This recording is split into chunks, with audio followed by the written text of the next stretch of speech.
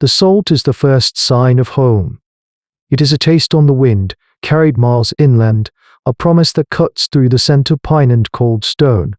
For 3 weeks, the 3 Pathfinders of the Ice Shear clan have walked, their bodies lean and hard from the long journey. This is the great rhythm of their lives, the seasonal migration known as transhumancy, a pilgrimage between the summer hunting grounds in the high mountains and this, their ancestral winter cave on the coast. They are the advance party, the ghost clan sent ahead to ensure the way is safe for the 30 souls who follow, a slow-moving train of children, elders, and pregnant mothers. Kale, the leader, tastes the salt and allows himself a rare, small smile. He shifts the heavy pack of hides and tools on his shoulders. Beside him, Lyra, whose hands can nap a flint blade so sharp it can shave the hair from your arm, points to a familiar notch in the distant cliffs. Rory C., the youngest, a boy with the strength of a bear, lets out a low whoop of relief. Their journey is over. Their task now is simple. Clear the cave of any hibernating beasts, gather firewood, and make the first catch of fish from the sea. They are preparing the cradle for their people. As they descend the final slope to the shore, the familiar landscape unfolds. The black volcanic sand, the jagged sea stacks, the churning grey-green water. But something is wrong. The air is too still. The usual raucous chorus of gulls and diving birds is absent. The shoreline, normally littered with tide track, is eerily clean. Kale halts, his smile gone. He sniffs the air. Salt, yes, but something else beneath it. A heavy, oily scent, like a sun-baked reptile mixed with the rot of 1,000 fish. They approach the cave mouth with a sudden cold caution. It is a great, yawning hole in the cliff face, a place of safety that has sheltered their ancestors for a time beyond memory. Lyra grips the stone axe at her belt. Rory C. fits a spear to his atlet. Kale creeps forward, his eyes scanning the sand. He finds the tracks. They are colossal, 3 to add, but longer and narrower than those of a tyrannosaur. And they are fresh, leading from the water into their home. Inside, the darkness is not empty. In the center of the main chamber, where their hearth fire should be, is a massive, stinking mound of seaweed, driftwood, and sand. And nestled within it are a dozen leathery eggs, each one larger than our or ICS head. As they stare in disbelief, 2 shapes emerge from the churning water at the mouth of the cave. They rise from the depths like sea devils. They are not the tyrant lizards of the plains. They are longer, sleeker, with narrow, crocodile-like snouts filled with conical teeth. A monstrous, fleshy sail, taut and veined, rises from each of their backs. A pair of Spinosaurus. They are semi-aquatic hunters, masters of both land and water, and they have made their nest in the one place in the world the clan calls home. The male, larger and battle-scarred, fixes the 3 small humans with a cold, yellow eye and hisses, a sound like a great wave breaking on stone. The Pathfinders do not fight, they do not think, scrambling back up the slope, their hearts hammering a frantic rhythm of pure terror. Their journey is over. Their mission has failed. The clan is walking toward a monster's nursery. They huddle in a shallow overhang miles down the coast, a place that offers little protection from the wind that now carries the first bite of winter. For 3 days they have watched. They are a community of 3, their society stripped down to its essential components: Kale the mind, Lyra the hands, and Rory C. the muscle. They are trapped. To go back is to lead their ex-predators. To stay is to freeze or starve. The weight of their people's lives, walking innocently toward this doom, settles on Kale's shoulders like a shroud of ice. Despair is a luxury they cannot afford. Survival demands a response. Kale spends the daylight hours observing. He is not watching the monsters themselves, but the world they inhabit. He studies the rhythm of the ocean, the great slow breath of the tide. He sees how, twice a day, the sea pulls back, exposing a treacherous maze of black, volcanic rock in deep tidal pools. This is the literal zone, a world that belongs to neither land nor sea, and it is here Kale sees a glimmer of a desperate possibility. He notes a narrow channel that forms between the shore and a line of jagged sea stacks at low tide. At high tide, It is deep water. At low tide, it is a beach death trap. He also studies the beasts. Their behavior is a language he must learn to read. The female is lethargic, rarely leaving the nest inside the cave. The male is the hunter. At high tide, he wades into the deeper water, his great sail quitting the surface like a fin, hunting for the giants or fish that teem in the bay. He is confident, arrogant, a tyrant in his domain. He is also predictable.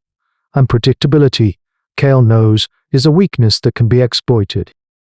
He gathers Lyra under Rory Sea and scratches a map in the wet sand. His plan is madness, a gamble on a scale they have never attempted. They will use the sea itself as their weapon. They will build a wall, a massive palisade of driftwood, across the seaward end of the channel.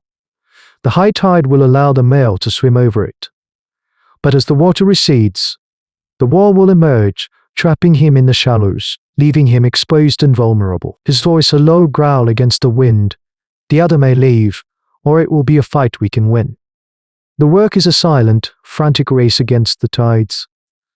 Rory Sea, his muscles straining, hauls waterlogged logs, some as thick as his own body, from the beach. Lyra, her hands a blur of motion, uses tough kelp vines to lash them together, her flint axe shaping the ends into crude points. Their most formidable additions are the sharpened ribs of a whale skeleton they find half buried in the sand, a grim application of their osteodontocratic technology, scrambling back to the cliffs as the water returns. Their work vanishing beneath the waves, a secret held by the sea. They are three small, soft-skinned mammals, attempting to build a cage for a 60-foot-long predator. There only lies the moon and the cold, unfeeling pull of gravity. On the third day, the trap is ready. As the tide swells, they drag the carcass of a large seal into the channel. Its blood a slick, reed invitation on the grey water. Their bodies pressed into the cracks of the cliff face and wait for the king to come to his slaughterhouse. The male Spinosaurus is drawn by the scent of blood. It swims into the channel with a proprietary slowness, its great head held high, the master of its domain. It tears at the seal carcass, swallowing huge chunks of blubber and flesh, oblivious to the three tiny figures watching from the cliffs. The tide turns. The water, which had carried the monster in with such ease, begins its slow, inexorable retreat. An hour passes. The tops of the jagged sea stacks emerge, slick and black. Then the top of their barricade appears, a crude line of sharpened wooden bone rising from the waves. The monster is still feeding, unconcerned. It is only when its belly scrapes the rocky bottom that it seems to sense the trap. It lets out a low, guttural grunt of annoyance and turns to swim back out to the open sea. It sees the wall. For a moment it seems confused, nudging the barricade with its long snout. Then confusion turns to rage. It bellows, a sound of frustrated fury that echoes off the cliffs and smashes its head against the wall. The logs shudder, but Lyra is not whole, churning soup around its massive legs. It is beached. It is vulnerable. This is the moment. Kale gives a sharp cry. From 3 different points on the cliff face, the Pathfinders attack. Rory sees the hammer. He heaves a massive boulder, a rock that 2 men could barely lift, over the edge. It tumbles down the cliff and smashes into the monster's flank with a sickening crunch. The beast draws in pain and surprise, its head whipping around. Lyra is the blade. She has tied her sharpest flint spears to long vines. She casts them down like harpoons, aiming for the great, fleshy sail. 2 of the spears find their mark, slicing through the taut skin, turning the sail from a symbol of dominance into a torn, bleeding flag. Kale is the point of the spear. He carries the clan's most sacred weapon, a harpoon made from the tusk of an owl, its tip honed to a needle-sharp point. He does not throw it. He scrambles down the cliff face to a low-ledge creature. The Spinosaurus sees him, its yellow eye a vortex of pure hatred. It languishes, its immense jaws snapping shut inches from his feet. But its movement is clumsy, hampered by the shallow water and its own bulk. As it rears back for another strike, Kale sees his target, the soft, unarmored flesh of its stroke. He drives the tusk down with the full force of his body, a single, desperate act of a Homo sapiens declaring war on a god. The tusk sinks deep. A torrent of dark, hot blood erupts, turning the tidal pool into a crimson cauldron. The monster gives one last, shuddering roar, a sound of disbelief, and then it crashes down into the water, its death throes of bloody foam against the shore. The Pathfinders have done it. They are panting, bleeding, but they are alive. But their victory is short-lived.